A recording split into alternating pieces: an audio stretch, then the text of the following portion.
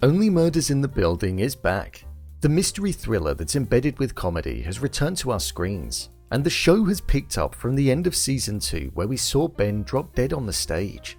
With us being introduced to Meryl Streep's character Loretta the moment that the first episode opened, suspicions have already been raised around her involvement in the second murder following Ben coming back to life. This show isn't really like anything else that's on TV, and I for one am glad that it's returned.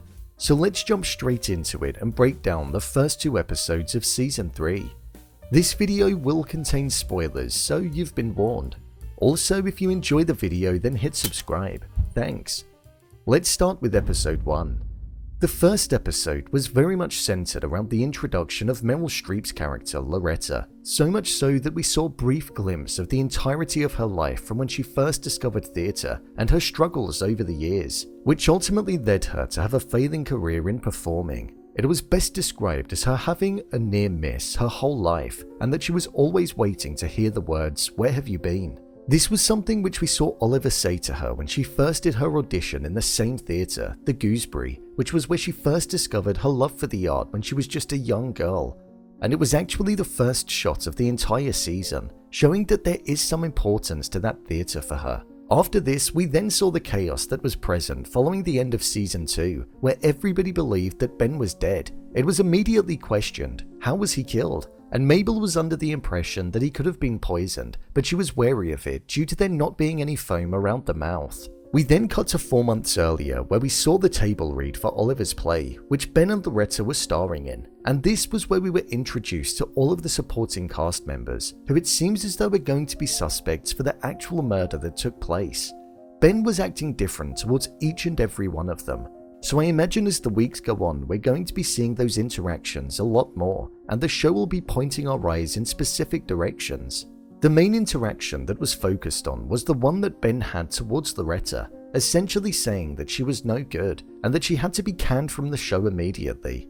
Loretta was an individual who had a warm aura and only wanted to succeed due to her love of the arts, something that she'd been trying to do for the entirety of her life, and Ben stood there, basically demanding that she had to leave. We found out in episode 2 that this was what Charles basically did to Ben when he was younger, which caused him to get fired off of his first set when he was 8 years old. So upon hearing that, it showed the type of individual that he was, doing what was still lingering in his mind to somebody towards the end of their career and only just getting themselves a break. So despite the age difference of the event happening, they were both in the same position when the event occurred. Once back in the present day, we saw that the cast went back to Oliver's apartment and they had a huge party in order to take their minds off of everything. But it was here where Ben walked through the door and stated that he was dead for a whole hour, but he was now okay and back to life.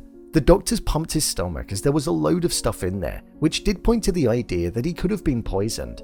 He essentially said how he was going to live in a completely different way now, due to him being grateful for a second chance. Again, like at the table read, he went around to each individual that was there at the party and spoke to them, and said how he was going to change the way that he was around them. The only person that he didn't say this to was Loretta. He called her a snake and hissed at her. So it does make me wonder what it is that's going on there. I imagine we're going to see it in some kind of flashback. As the party drew to a close and everybody left, we had this scene where Mabel went back to her apartment, a completely empty apartment that felt like there was nothing but herself in there, and there was a real sense of loneliness that was present. The wide shots capturing the whole room from a distance and even through a window showed the sheer amount of space that was present.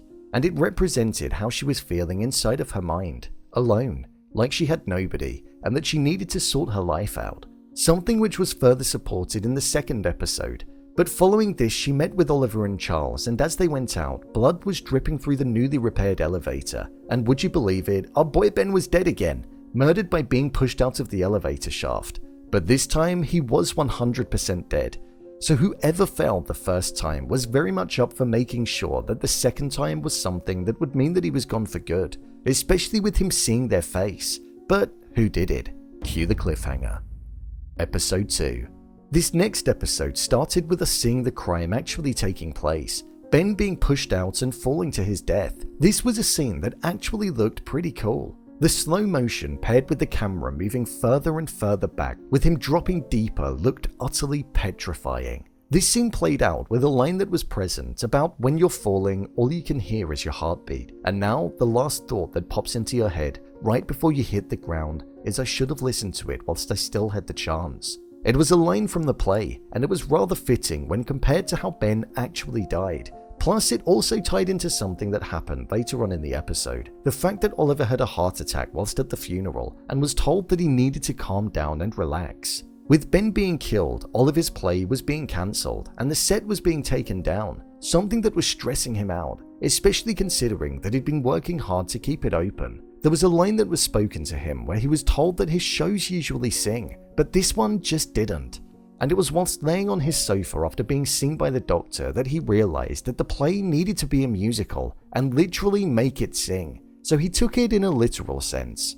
This also means that he won't be taking it easy, and the chance of having another heart attack is probably going to be present. Outside of what was happening with Oliver, we saw that Mabel and Charles had been doing some sleuthing, and it ultimately led them down the path of a mega fan, and he believed that they both killed Ben. So he had them held hostage and was going to make them suffer. However, there was a discovery that was made. This was that he had Ben's handkerchief, so the one that Ben died with wasn't his own, which opened it up to meaning that as Ben fell off of the edge, he could have reached out and grabbed it from whomever pushed him. I went back and looked to see if Loretta had a handkerchief on her, but she didn't. But that doesn't mean anything. It very much feels like she's the main suspect, but personally, I think that's too obvious for it to be.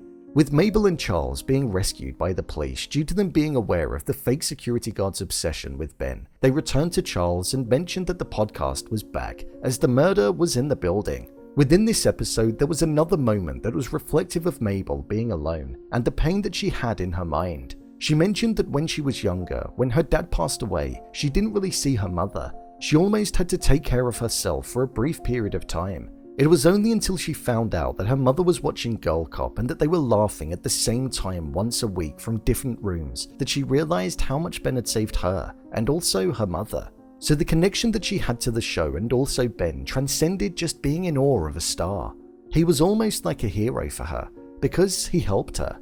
I think we're going to be seeing Mabel dealing with the loneliness inside of her mind a lot more as the season goes on. Overall review.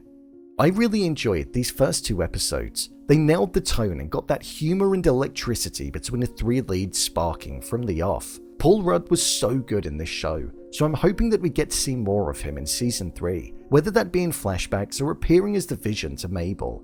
Meryl Streep, despite only having a small part to play in the first 2 episodes, it very much feels like she's going to steal the series. Her small but important performance in the first episode was genuinely captivating, and the backstory behind her character is going to be something that I think will get even more interesting as time goes on. We've got a classic whodunit in a modern world with 2 larger-than-life individuals and a person that's feeling like she's lacking a sense of belonging. It somehow feels like the loss of Ben's life is going to be the very thing that injects life back into her. All she has to do is listen to that heartbeat. Hey, I just want to say thanks for watching to the end of the video. I hope you enjoyed it. I'm going to be covering the show every week for the entirety of Season 3, so feel free to come back on a Tuesday for weekly breakdowns on it. Until next time.